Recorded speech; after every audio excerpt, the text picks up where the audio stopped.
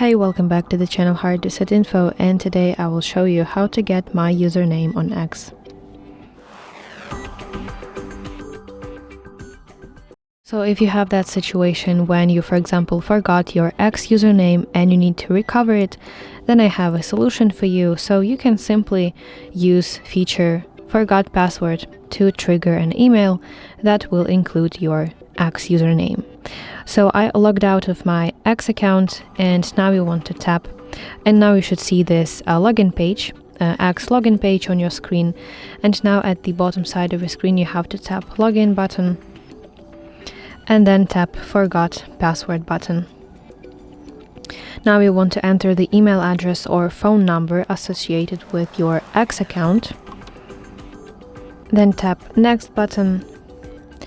And now you want to confirm that you want to receive your confirmation code. Where should we send a confirmation code? Tap next button. And now basically go to your Gmail address, open this message, and it will include your username along with a reset code. So here is my username, and actually you can just cancel it, everything right here, and go to again login and enter your username and basically log into your X account.